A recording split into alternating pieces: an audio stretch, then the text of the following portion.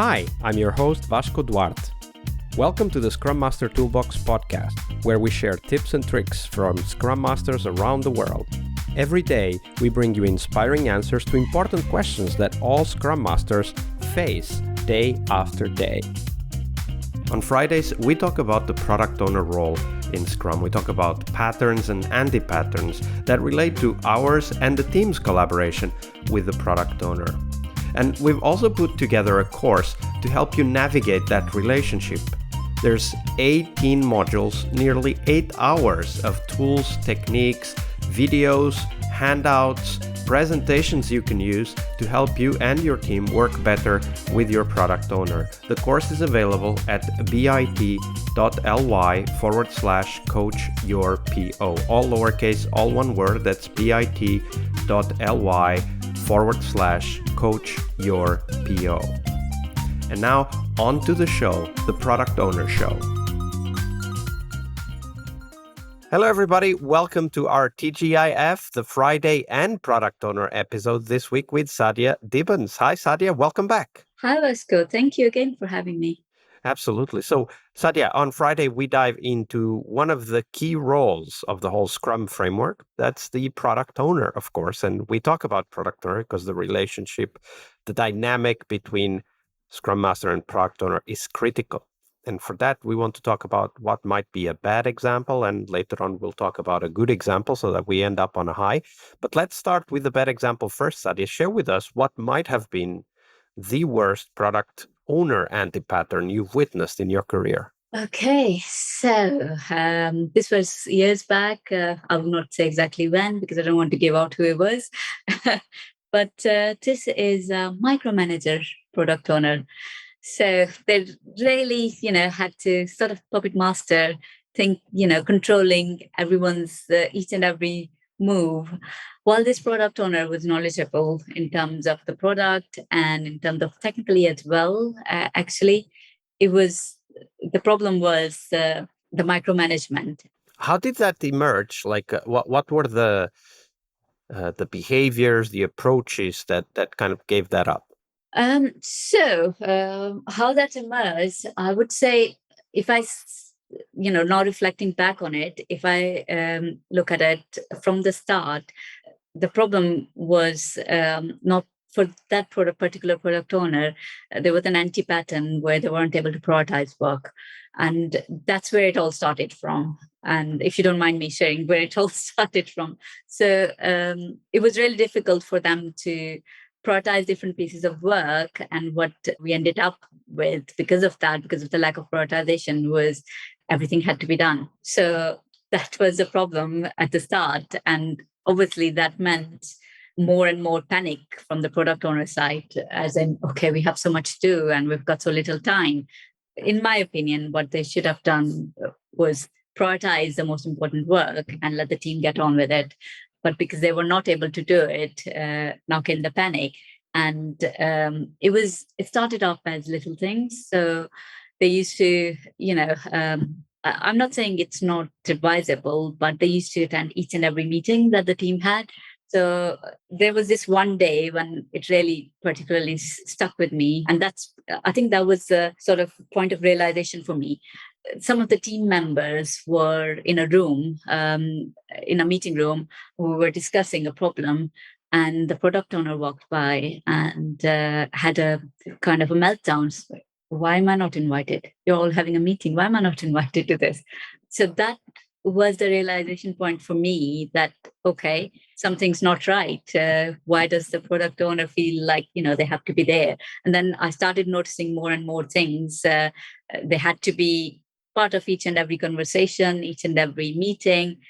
Basically, if anyone huddled together and they were not there, they would get upset. So they wanted to be part of every conversation, right? Yes. Part of every conversation. And then once I realized that, then I started noticing, because, you work with someone for a while and these things start slowly. So you don't necessarily pick up very quickly. But once I had that realization point, the other things I noticed were in every stand up, every morning, it was the peer who was saying, actually, you should do that today. You should do that. It started off as little suggestions, and it ended up in everything was controlled by one person. And the team got used to it. And there was this one day when they weren't there. The PO wasn't there, and the team didn't know what to do. Wow. Even though they didn't know what to do, but it just felt like they didn't know what to do. That's actually a very good point. Perhaps even worth highlighting that it should be the team picking up work during the Yes. daily. It should not be the Scrum Master or the product owner or any other stakeholder telling the team what to do. And of course, we're talking about self-organization here, but also because the team knows what's going on all the time. They don't need to ask what's going on before making a decision. They already know what's going on, and they can say something and get feedback from some other team member and then make a decision quickly.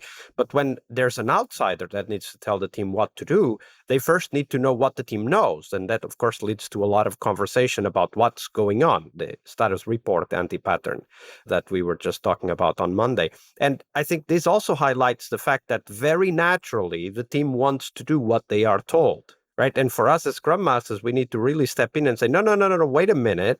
It's okay to put stories into the backlog. It's okay to prioritize those stories. It's not okay to tell the team when to start, when to stop, what to do for those stories. That's the team's domain, right? Like the how stuff is all on the team's domain during the sprint. It's okay for the team to ask for guidance, but it's not okay for the PO to tell everybody what to do at every day stand up, right? Like we need to really create some clear boundaries there. That is it. That's absolutely right. And in this example that I gave, that day when the product owner wasn't there was the start of the sort of healing process for the team, really, because that's when it was an eye opener for a lot of us that day. That okay, we've gone the wrong way, and that's when we started doing things to actually recover from that. And that day definitely I will remember. Absolutely. A great story as well. So now we turn our attention to the opposite of this, the mirror image, which might have been, Sadia, the best product owner you've ever worked with. So describe them for us. This is not very long ago, and this is someone I really admire. And to describe their key skill, it was the ability to say no. Say no to new pieces of work if they believe the team is not capable of picking it up right this moment. So prioritization skills, deciding, helping, because there's always multiple stakeholders, so helping stakeholders to come to an agreement on okay, so this should be done and then this should be done. That's one of the greatest qualities in a product owner, I would say. And this particular product owner, they would definitely right up there when it comes to prioritization. And how they did it, in my opinion, is a great people skills.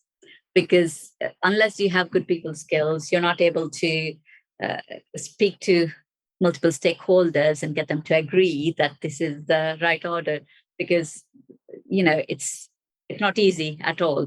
And as I said at the start, the ability to say no, because you can't make everyone happy all the time. So you have to make hard decisions to say, okay, no to this piece of work. This cannot be done this year, for example.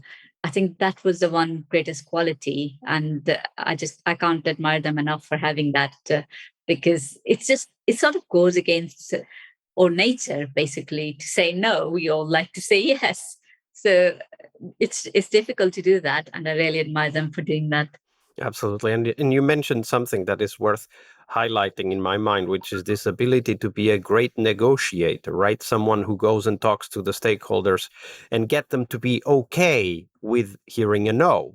Right? Because everybody can be a dictator. Well, not everybody, but, many people can be a dictator and just say no, but, not explaining, not negotiating, not finding accommodating solutions for multiple stakeholders.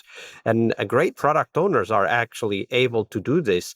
Sometimes I remember some of the best product owners I've worked with, sometimes almost magically, like a word, a sigh, or a nod, and a prioritization is achieved when before that the team had been being pushed from all sides before the product owner was involved, right? Like, so I really like the fact that you highlight great people skills, because that's really a great catalyst, even an amplifier for the impact of the product owner. Definitely. And I would like to mention one more thing, actually, which is this product owner, as far as I know, I've known them, have never interrupted with how the team does. And it gets done. Everyone's, able to contribute without any micromanagement or involvement in the how. Because I believe that's how it should be. Yeah, absolutely. And also it allows the team to really bring the best, which is the technical mindset, the technical innovation, the technical perspective, while the product owner focuses, as you were just saying, on helping the stakeholders come to decisions, because those decisions are critical for teams to succeed. That's it, yeah. I'd like to say the name, but I don't want to upset anyone, so I will not share. They know who they are. Absolutely. And these are really examples for us to look for and even to use as stories in our work as Scrum Master, right? Like, okay, so here's an example of a product or what they've done and how it helped the teams, and just, give Sadia's episode for them to listen and hear what it looks like. Sadia, it's been a pleasure. Thank you very much for being with us. We're getting close to the end, but before we do go, where can people find out more about you and the work that you're doing? I would say just link me up on LinkedIn. Everything is in there. Myself and Madhuri, we do have, you've spoken to Madhuri earlier. I've heard her podcast as well. We both have a meetup group as well. Again, find me on LinkedIn. You'll see the link there. Yeah, absolutely. We'll put the link to your LinkedIn page as well as the meetup if you send me that. And also to Madhuri's website.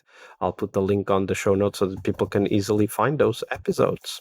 Sadia, it's been a pleasure. Thank you very much for your generosity with your time and your knowledge. Thank you so much for having me again. This has definitely been a pleasure. One more week of the Scrum Master Toolbox podcast is over. But there's a lot more we have to share. We have developed our own membership site where you find a community of active and engaged Scrum Masters. In this site, you get access to exclusive content and get to interact with us, your podcast hosts, as well as the best Scrum Masters in the world. Join us at scrummastertoolbox.com/podcast and keep this podcast free of advertising. See you next week for one more week full of Scrum Master tips and tricks. We really hope you liked our show. And if you did, why not rate this podcast on Stitcher or iTunes? Share this podcast and let other Scrum Masters know about this valuable resource for their work. Remember that sharing is caring.